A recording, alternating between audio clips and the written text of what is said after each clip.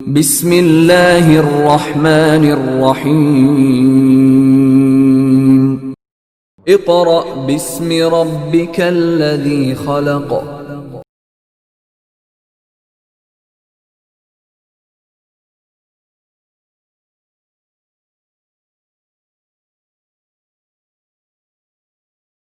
Bismillahirrahmanirrahim. Dear parents and students, Assalamu alaikum. In the previous lecture, we have covered main topic of memory and storage. We have discussed types of memory which were volatile and non-volatile memory. We also discussed about how computer store the data in its memory. We have also talked about the types of storage devices, and in the last we have talked about the units in which we measure the size of the memory. Today the topic is Boolean algebra. Boolean algebra start करने से पहले बेटा मैं आपको थोड़ा सा बता दूं, इसने डू यू नो में बताया हुआ है बुक में आपके पेज पे, लेकिन मैं आपको थोड़ा सा वैसे बता देता हूँ। जो बूलियन अलजेब्रा है, असल में जो बूलियन है एक साइंटिस्ट का नाम था जिसका असल नाम था जॉर्ज बूली। पुराने ज़माने में बेटा जब कोई साइंटिस्ट किसी चीज़ पे काम करता था तो उसी के नाम पे उस चीज़ का नाम रखा जाता था, मतलब उसी के नाम पे उसका नाम रखा जाता था। तो इसका नाम था जॉर्ज बूली। ये एक इंग्लिश मैथमेटिशियन था, मतलब इंग्लैंड का रहने वाला था। मैथमेटिशियन कहते हैं रियाजीदान को, जिसको मैथ्स पे बहुत कमांड होती है, उसको आप कहते हैं मैथमेटिशियन। जॉर्ज बूली ने 1847 में ये बूलियन अलजेब्रा की टर्म डिफ़ाइन की थी। अब बूलियन अलजेब्रा असल में अलजेब्रा जो है ये तो मैथ की ब्रांच है, तो मैथ की ब्रांच जो अलजेब्रा है उसी में जब उसने कुछ ट्रुथ वैल्यूज़ जिसको आप ट्रू और फॉल्स कहते हैं वो जब इम्प्लीमेंट की इस मैथ की ब्रांच में, उसको फिर नाम दिया उसने बूलियन अलजेब्रा। बूलियन अलजेब्रा में जो हमने मेन टॉपिक्स पढ़ने हैं वो तीन हैं आज के लेक्चर में। बाकी जो तीन टॉपिक्स हैं वो इंशाल्लाह के लेक्चर में करेंगे। पहला टॉपिक है बूलियन प्रोपोजिशन, सेकंड है ट्रुथ वैल्यूज़, और लास्ट टॉपिक आज का होगा हमारा लॉजिकल ऑपरेटर्स। सबसे पहले जो हमारा पहला टॉपिक है आज वो है बूलियन प्रोपोजिशन। बूलियन प्रोपोजिशन से पहले उसने डेफिनेशन दी हुई है प्रोपोजिशन की, कि प्रोपोजिशन क्या होती है। प्रोपोजिशन की जो डेफिनेशन है वो पहले देखते हैं। Proposition is a sentence that can either be true और फॉल्स। ऐसा सेंटेंस है, ऐसा जुमला बेटा जो यहाँ या तो ट्रू होगा या फॉल्स होगा, तो उसको हम कहते हैं प्रोपोजिशन। अब इसकी एग्जांपल्स भी कुछ उसने बुक में दी हुई हैं, दो एग्जांपल मैंने यहाँ लिखी हैं, बाकी हम बुक से पढ़ेंगे। पहली एग्जांपल है बेटा आई प्ले चेस, दूसरी एग्जांपल है I want to excel, spelling देख लें, एक्सेल के EL होंगे, एक्सेल इन मैथमेटिक्स। ठीक है, अब ये दो सेंटेंसेस क्यों लिखे हैं और कोई क्यों नहीं लिखे? असल में बेटा जो प्रोपोजिशन है इसमें ज़्यादातर अफर्मेटिव सेंटेंसेस जिनको आप पॉजिटिव सेंटेंसेस कहते हैं, जिसमें कोई नॉट का वर्ड यूज़ ना हो। नॉट यूज़ होता है तो आप उनको नेगेटिव सेंटेंसेस कहते हैं। तीसरी तरह के सेंटेंस होते हैं जिसको आप इंट्रोगेटिव सेंटेंसेस कहते हैं, क्वेश्चन मार्क जिसके लास्ट में होता है, वो भी आप इस प्रोपोजिशन में यूज़ नहीं करते। तो प्रोपोजिशन में ज़्यादातर वो सेंटेंसेज आते हैं जो पॉजिटिव हों या अफर्मेटिव हों, ठीक है, जिसका आप या तो वैल्यू उसकी ट्रू हो या उसकी फॉल्स हो। ठीक है, अब हम जो इंट्रोगेटिव सेंटेंसेस हैं वो प्रोपोजिशन नहीं कह सकते उनको। ठीक है, इसके हम एग्जांपल अभी आगे जाके देखेंगे। पहले एग्जांपल जो उसने दो लिखी हुई है, आई प्ले चेस। अब आई प्ले चेस का मतलब क्या है कि मैं चेस खेलता हूँ। अब या तो ये ट्रू होगी या ये फॉल्स होगी, इसमें कोई निगेशन भी नहीं है, मतलब कोई नॉट का यूज़ नहीं है और ना कोई सवाल पूछा, कोई इंट्रोगेटिव सेंटेंस भी नहीं है। तो इसलिए आई प्ले चेस या तो ये ट्रू होगा या फॉल्स होगा। अगर आप खेलते हैं तो आप यहाँ ट्रू लिख देंगे, अगर आप नहीं खेलते तो आप फॉल्स लिख देंगे। दूसरी एग्जाम्पल है I want to excel in mathematics, कि मैं मैथमेटिक्स में एक्सेल इम्प्रूव करना चाहता हूँ, आगे जाना चाहता हूँ। ठीक है, या मैं पहले से इम्प्रूवमेंट चाहता हूँ। अब ये जो सेंटेंस है ये भी एक ना नेगेटिव है ना इंट्रोगेटिव है, ये एक अफर्मेटिव सेंटेंस है और इसकी भी वैल्यू या तो ट्रू होगी या फॉल्स होगी, तो हम इसमें भी लिख देंगे ट्रू या फॉल्स। अब कुछ एग्जांपल उसने बुक में दी हुई हैं वो भी हम साथ साथ देखते हैं। बुक पे देखें पेज नंबर 44, टॉपिक है Boolean algebra 2.5.1 Boolean proposition. A proposition is a sentence that can either be true और false. For example the following sentences are propositions. अब उसने एग्जांपल्स दी हुई हैं, दो मैंने दे दी थी एग्जांपल्स, बाकी तीन मैं पढ़ा देता हूँ आपको। Number 1, someone from our school can join Pakistan cricket team, कि हमारे स्कूल में कोई भी पाकिस्तान की टीम को ज्वाइन कर सकता है। तो बेटा ये ट्रू भी हो सकता है और फॉल्स भी हो सकता है, इसमें भी कोई क्वेश्चन नहीं पूछा, वो बस एक बात कर रहे हैं, ठीक है। तो ये ट्रू भी हो सकता है और फॉल्स भी। I will get A+ grade in board exam, कि मैं बोर्ड एग्ज़ाम में A+ ग्रेड लूँगा, मतलब ये फ्यूचर की बात हो रही है। ये भी वैल्यू ट्रू हो सकती है इसकी वैल्यू, या फॉल्स हो सकती है। तो ये भी एक क्या है, प्रोपोजिशन है। थर्ड है जो मैंने आपको बता दिया था, I want to excel in mathematics. Number 4, this year Pakistan super league PSL final match will be played in Lahore. अब ये वैल्यू बेटा जो ये सेंटेंस है ये भी ट्रू है फॉल्स हो सकता है, ठीक है। अगर हम आज के दौर की बात करें, इस साल की बात करें, तो इस साल लाहौर में ही होना था पाकिस्तान सुपर लीग का फाइनल, लेकिन वो कोविड की वजह से नहीं हो सका। लेकिन यहाँ पे इस वक्त जो इसकी कंडीशन जब बुक लिखी गई थी उसके मुताबिक ये वैल्यू ट्रू है। अब भी आज के दौर में हम इसको फॉल्स भी कह सकते हैं, क्योंकि जब मैच सुपर लीग ही नहीं हुई पूरी तो फिर मैच कैसे होगा, ठीक है। तो मैं आपको एग्जांपल से समझा रहा हूँ जो उसकी आपकी बुक में दी हुई है। लास्ट एग्जांपल जो मैंने पहले बता दी थी, आई प्ले चेस, ठीक है। तो आपने अपनी मर्जी की कोई सी 2 एग्जाम्पल्स शॉर्ट क्वेश्चन में लिखनी है। शॉर्ट क्वेश्चन पे आ जाए, पेज नंबर 7 नोट्स का question number 31। What is a proposition, give examples. A proposition is a sentence that can either be true or false. Examples of propositions are: number 1, I will get A+ grade in board exam. number 2, I want to excel in mathematics. 5 example हैं, कोई सी 2 आप लिख सकते हैं। Next question, next topic से वो हम बाद में देखेंगे।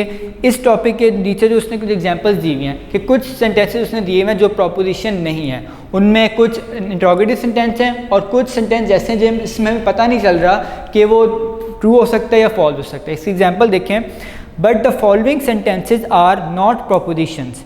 पहली एग्जांपल है बेटा, how are you.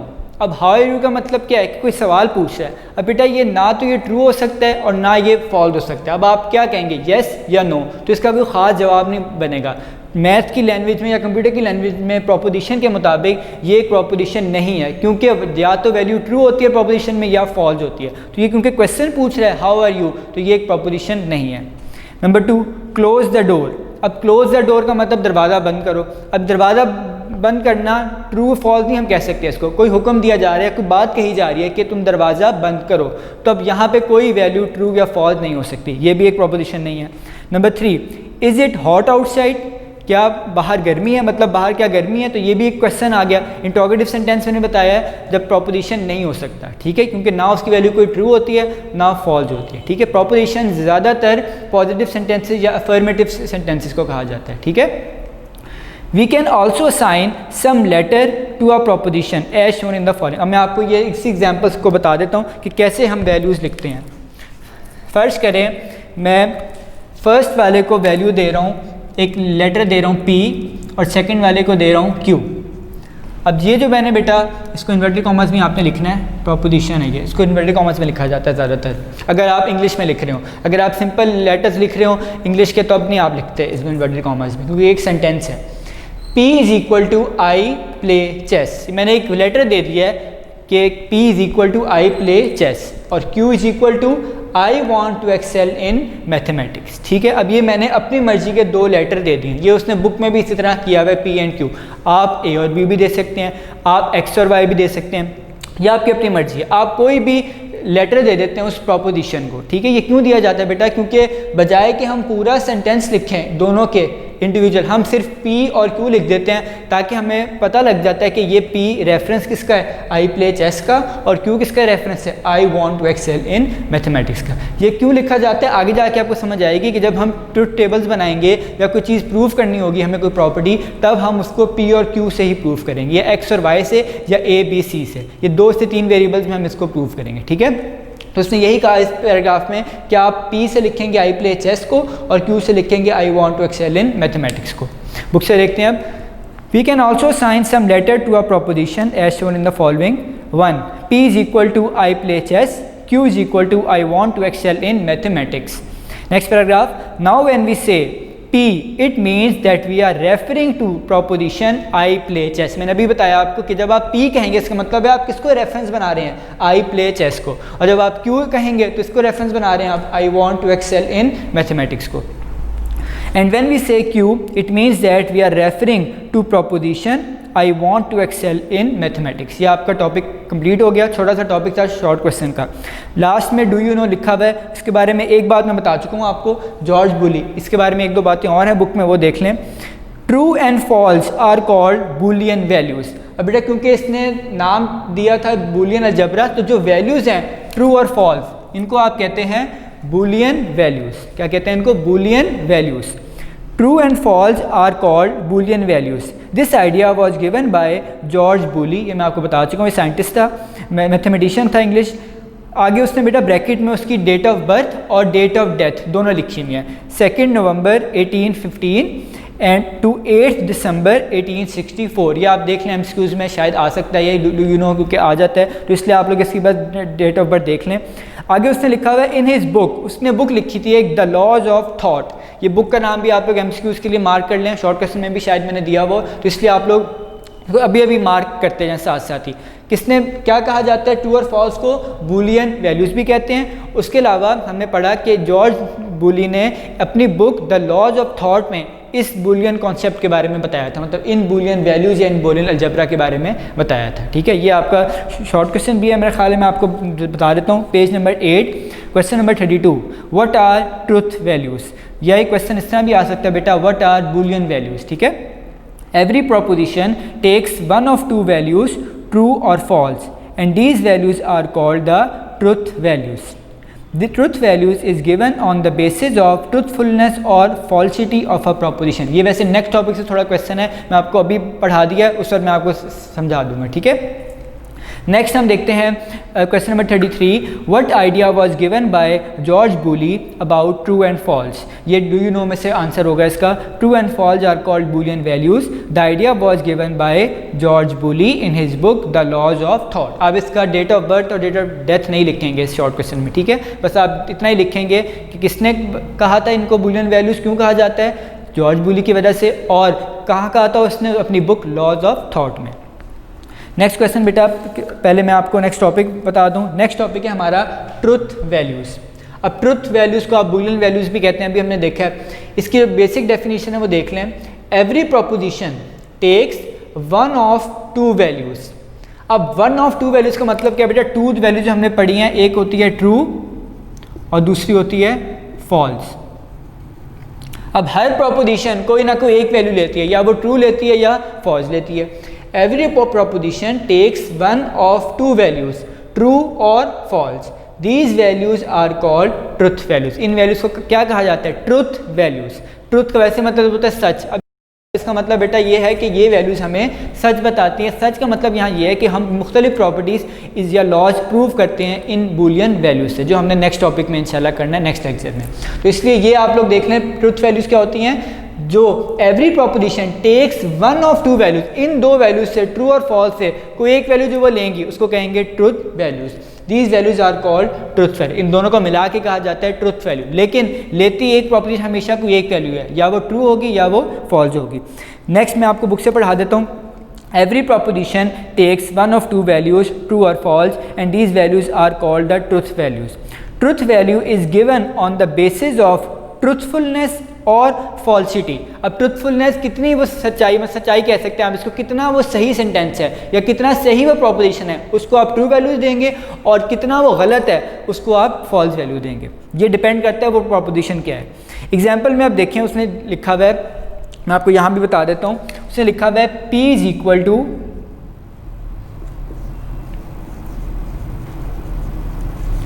Islamabad is the capital of Pakistan. एक ये एग्जाम्पल है, दूसरी एग्जाम्पल मैं लिखता हूँ, फिर मैं दोनों का आंसर बताऊंगा आपको, बल्कि आप खुद ही पता लग जाएगा आप लोगों को। सेकंड एग्जाम्पल है the sun rises in the west. Second example है the sun rises in the west. अब मैं बुक से भी आपको साथ साथ पढ़ा देता हूँ। आप पहले वैसे ही देख के बताएं कि इन दोनों जो वैल्यू प्रोपोजिशन है, इनमें से कौन सी ट्रू है और कौन सी फॉल्स है। मैं एक बार फिर पढ़ रहा हूँ। P, Islamabad is the capital of Pakistan. ये बेटा ट्रू है, क्योंकि हमें पता है इस्लामाबाद क्या है, दारुल खिलाफा है या दारुल हुकूमत है पाकिस्तान का, ठीक है। Islamabad is the capital of Pakistan, तो उसको मैंने वैल्यू दे दी है true.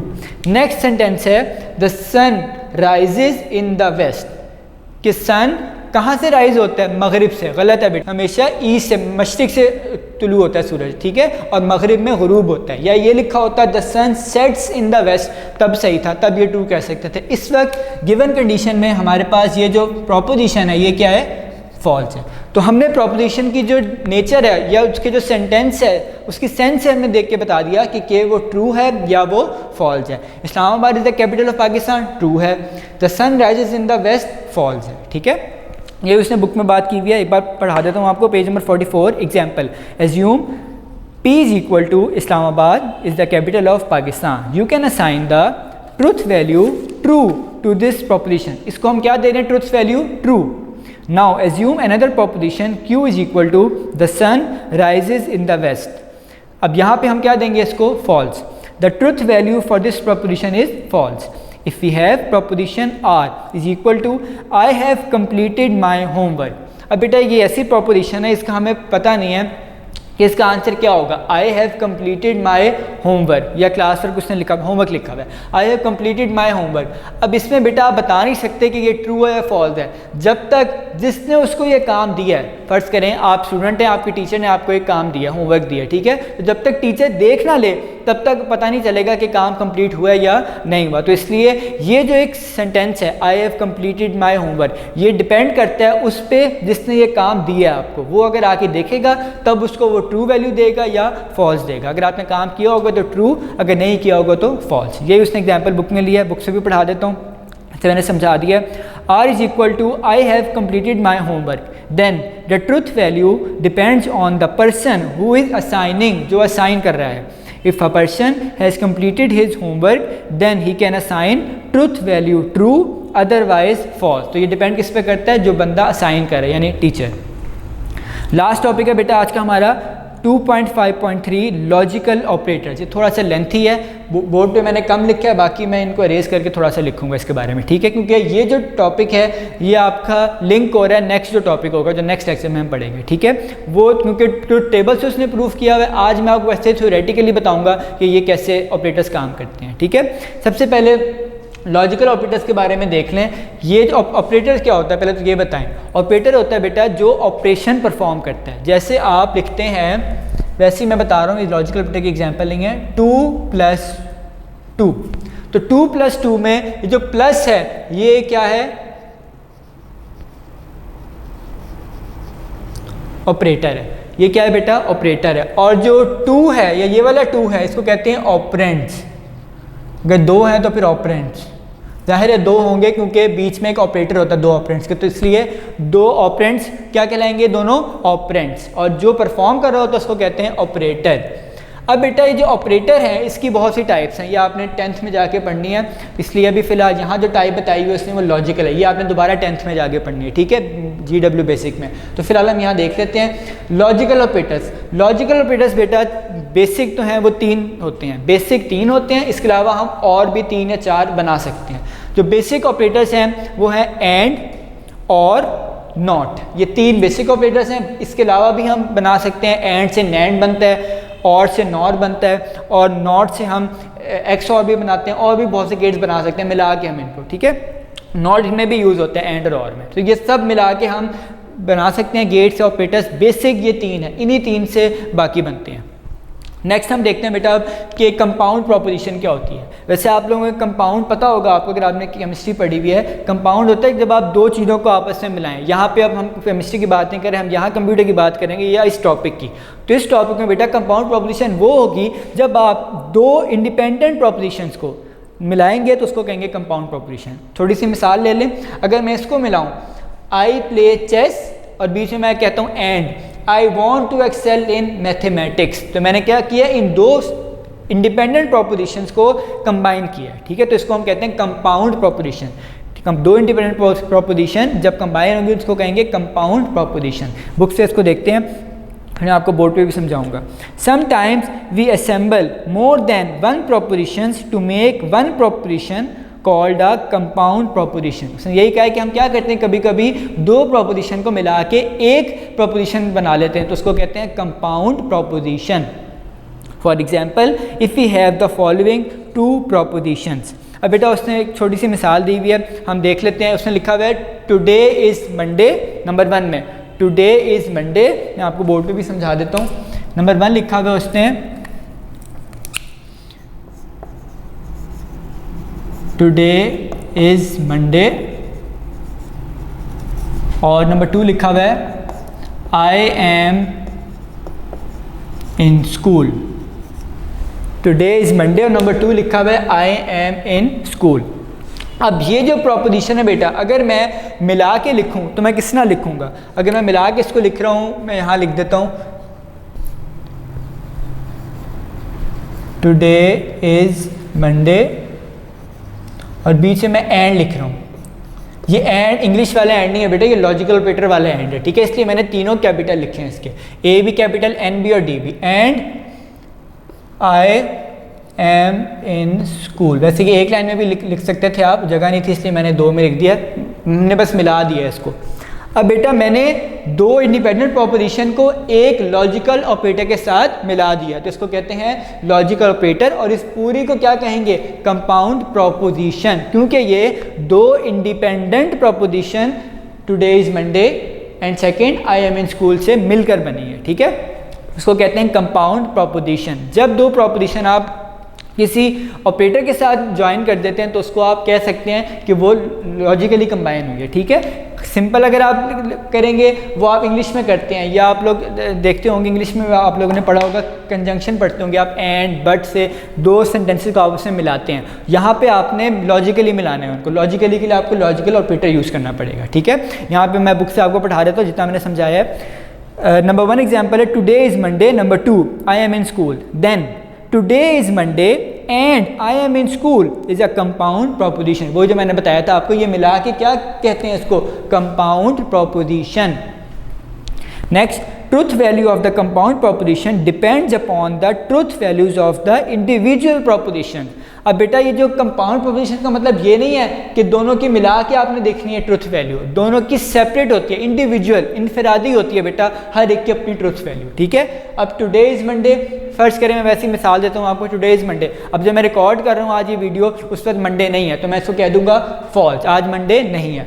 I am in school, चले हम इसको फिलहाल कह देते हैं ट्रू, क्योंकि मैं इस वक्त स्कूल में रिकॉर्डिंग कर रहा हूँ, तो इसको मैं कह दूंगा आई एम इन स्कूल, इसको मैं ट्रू कह दूंगा। ये डिपेंड करता है किस वक्त वो आप प्रोपोजिशन कह रहे हैं, ठीक है।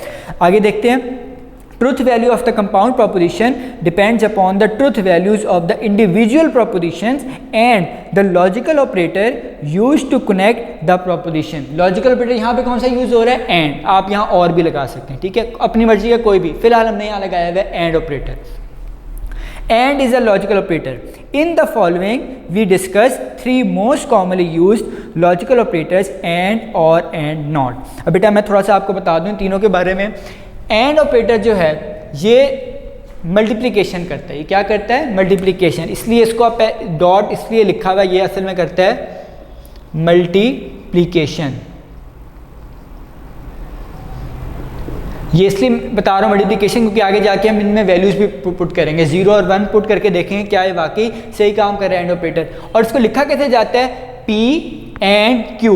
अब यहाँ पे P एंड Q का मतलब, एक P एक प्रोपोजिशन है इंडिविजुअल, Q एक अलग प्रोपोजिशन है, ये भी इंडिविजुअल है। दोनों को मिलाने के लिए हम क्या यूज़ कर रहे हैं? एक लॉजिकल ऑपरेटर, ताकि ये क्या बन जाए? एक कंपाउंड प्रोपोजिशन। अब एंड ऑपरेटर कब वैल्यूज़ हमारी इसकी ट्रू होंगी और कब फॉल्स होंगी, इसके लिए बड़ा आसान है बेटा। एंड जो ऑपरेटर है वो एक ऐसा ऑपरेटर है जो तभी ट्रू वैल्यू देगा जब दोनों इंडिपेंडेंट या दोनों इंडिविजुअल जो उसकी वैल्यूज़ हैं वो ट्रू होंगी। इसका मतलब जब दोनों प्रोपोजिशन ट्रू होंगी तब ही एंड ऑपरेटर का आंसर क्या आएगा बेटा? ट्रू आएगा। इसका ऑपोजिट होता है और ऑपरेटर, वो भी मैं आगे जाके बताता हूँ, थोड़ा सा सुन लें अभी हिंट के तौर पे।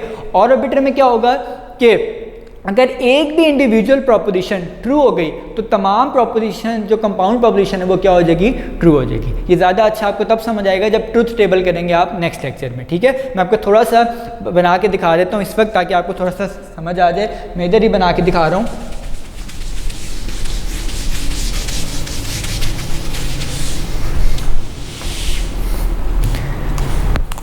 ये अगर मैंने एंड लिखा हुआ है, पहले एंड का बना देता हूँ। एक मैंने लिखा हुआ है P और एक लिखा हुआ है Q और एक कॉलम में मैं लिख रहा हूँ P एंड Q।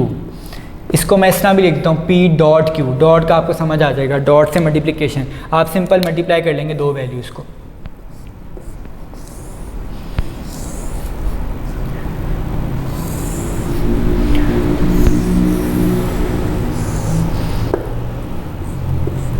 एक कॉलम और रो बना देता हूँ ताकि 4 पूरी हो जाए। अब बेटा यहाँ पे इसको किस तरह फिल करना है, आपने फिल करने का तरीका देख लें। वैसे ये नेक्स्ट टॉपिक है लेकिन थोड़ा सा बता देता हूँ।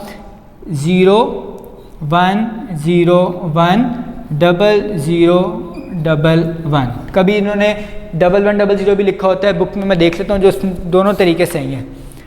ट्रू जी ठीक है, आप इसको 1 0 बुक में उसने 1 0 1 0 लिखा हुआ है, आप उस तरह कर लें, इस तरह कर लें, वो मैं नेक्स्ट टॉपिक में आपको एग्जैक्ट बुक वाला बता दूँ। अभी फ़िलहाल समझाने के लिए देख लें 0 0। अब 0 0 का मतलब क्या है बेटा, बीच में ये असल में डॉट ऑपरेटर है, तो 0 इंटू 0 या 0 in multiplication to 0 is equal to 0। अब आप लोग समझें इसको प्रोपोजिशन के लिहाज से, ये दोनों, ये एक इंडिपेंडेंट प्रोपोजिशन है, ये दूसरी इंडिपेंडेंट प्रोपोजिशन है, ये दोनों की वैल्यू क्या इस वक्त फॉल्स है। 0 का मतलब होता है फॉल्स, 0 का मतलब क्या होता है बेटा फॉल्स, और 1 का मतलब होता है ट्रू। अब बेटा जब ये दोनों फॉल्स हैं तो आंसर क्या आ रहा है हमारा कंपाउंड प्रोपोजिशन का, फॉल्स यानी 0 आ रहा है। ठीक है, अब हम क्या करते हैं, P 0 ही रह रहा है और Q को हम कर रहे हैं 1। अब मुझे बताएं, मैंने आपको डेफिनेशन बताई थी, तब एंड ऑपरेटर ट्रू वैल्यू देता है, ट्रू प्रोपोजिशन देता है जब दोनों इंडिपेंडेंट जो इसकी प्रोपोजिशन है वो क्या हो, ट्रू। अब यहाँ पे एक प्रोपोजिशन फॉल्स है और दूसरी ट्रू है, तो इसका आंसर क्या आएगा, फॉल्स ही आएगा। क्योंकि आप वैसे भी देख लें, मैथमेटिकली समझें इसको, 1 इंटू 0 या 0 इंटू 1 इज इक्वल टू 0। ठीक है, 0 जिससे भी मल्टीप्लाई होता है वो 0 कर देता है। नेक्स्ट प्रोपोजिशन में देख लें, P की वैल्यू 1 है, Q की वैल्यू 0 है, तो आंसर क्या आ जाएगा बेटा 0, क्योंकि दोनों ट्रू नहीं है, एक फॉल्स है दूसरी ट्रू है।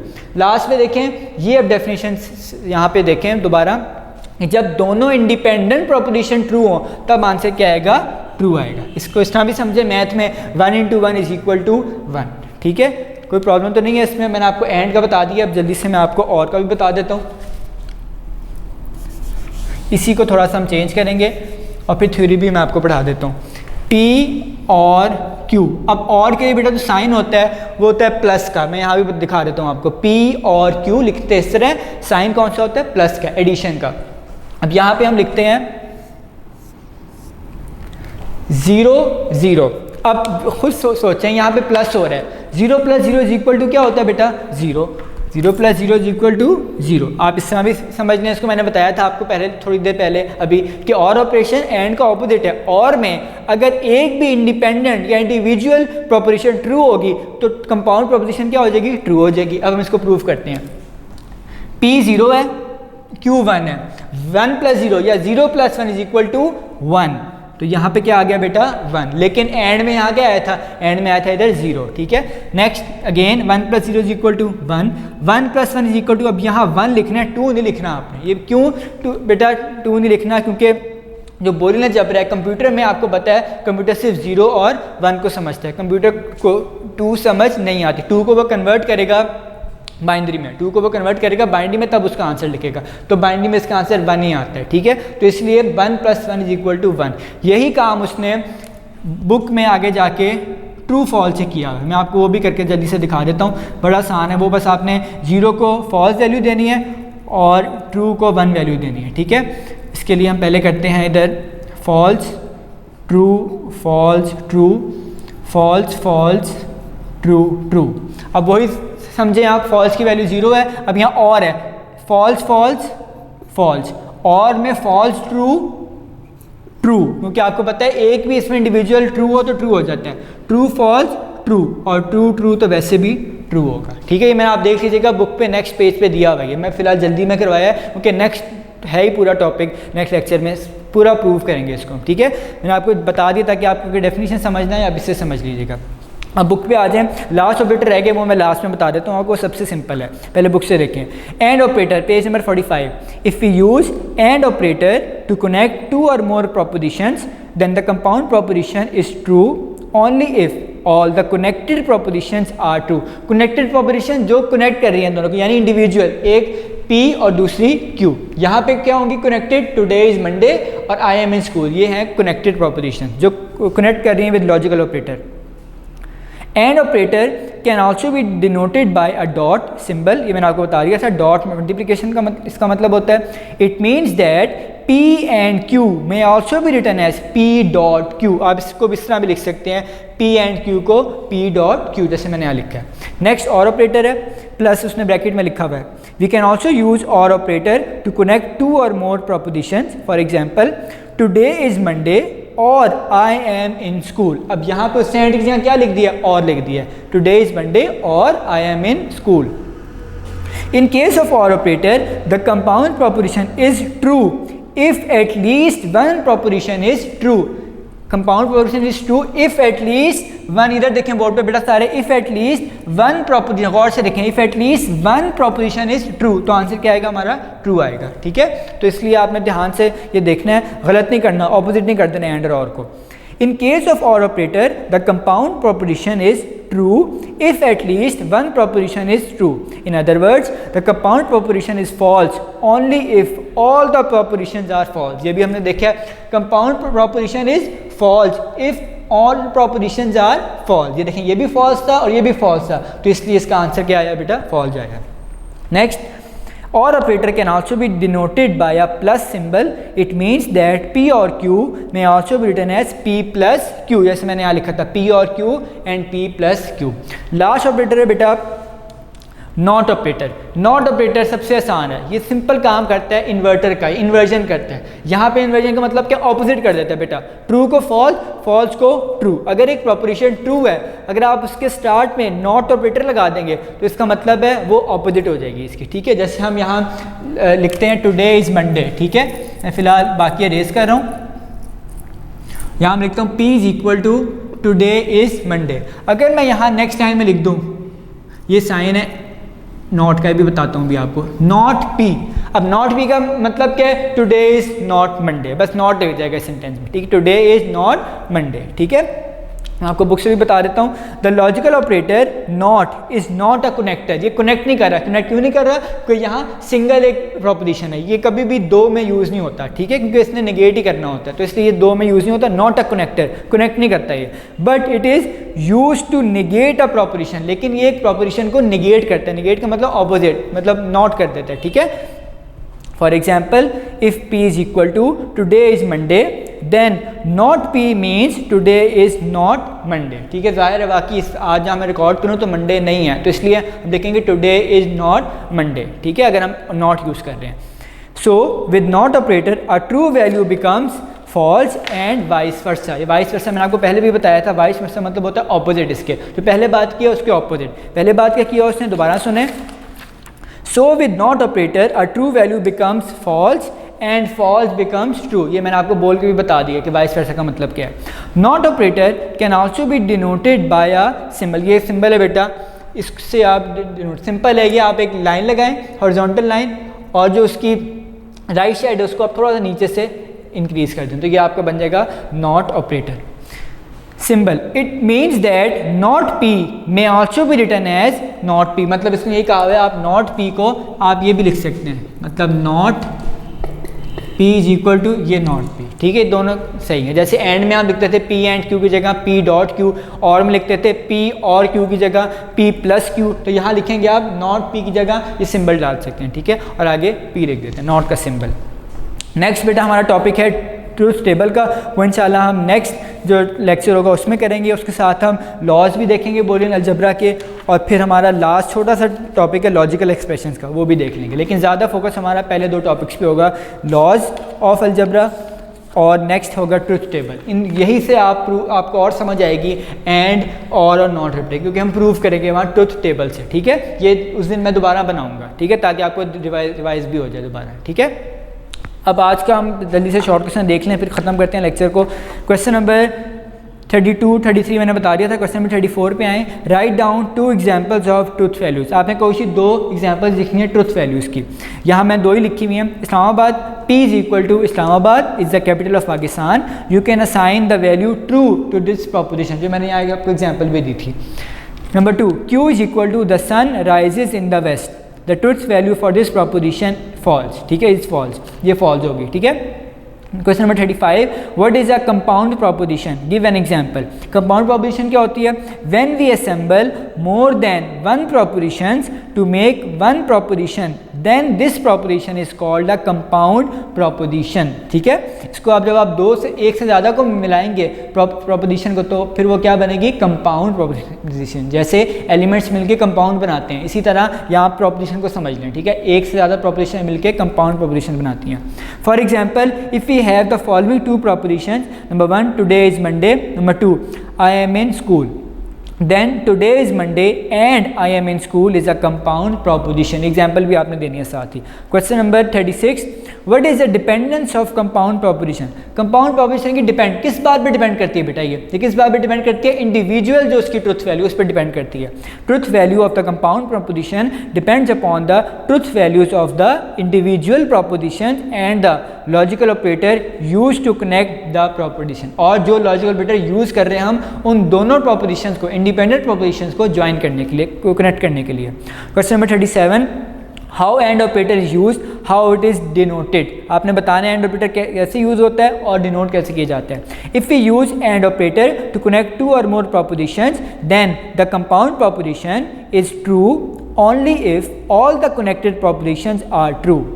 And operator can also be denoted by a dot symbol. Next question number 38, how or operator is used, how it is denoted. We can use or operator to connect 2 or more propositions. For example, today is Monday or I am in school. In case of or operator, the compound proposition is true if at least 1 proposition is true.